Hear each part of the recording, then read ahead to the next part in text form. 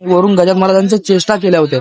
तर गजानन महाराजांच्या चेष्टा केल्यानंतर गजानन महाराजांना त्या स्त्रीला काहीतरी थोडासा चमत्कार दाखवायचा होता. तेव्हा गजानन महाराजांनी त्या स्त्रीने जी चिंचवणी बनवली होती, तेव्हा गजानन महाराजांनी त्या चिंचवणीमध्ये अळ्याचं दृश्य दाखवलं होतं. अळ्याचं दृश्य दाखवल्यानंतर त्या स्त्रीला समजलं की नाही, हा गजानन महाराजांचा एक चमत्कार आहे म्हणून. तर त्या स्त्रीने गजानन महाराजांना माफी मागितली. तेव्हा त्या स्त्री समजा जे चिंचवणी बनवल्यानंतर त्याच्यामधलं जे अळ्या होत्या ना, ते दृश्य दिसणं बंद झालं.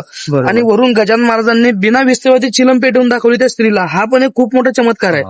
गजानन महाराजचं हेच तर वैशिष्ट्य आहेत ना, म्हणून तर भाविक एकदम दूर दूरून दर्शनाला येतात. म्हणजे दादा ऑल इंडिया मधून येतात. ऑल इंडिया अदर कंट्री मधले पण लोक इथे दर्शनाला येतात गजानन महाराजांच्या मंदिरामध्ये.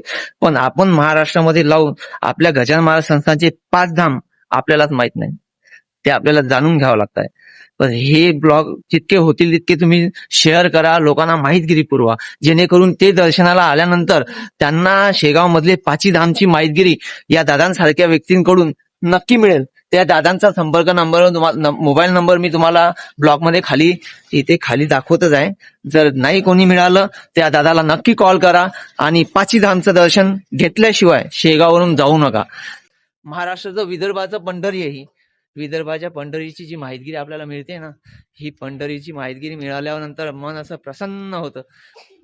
चला तर ब्लॉगमध्ये नक्की जोडलेले राहा आणि माझ्या चॅनलला सबस्क्राईब नक्की करा.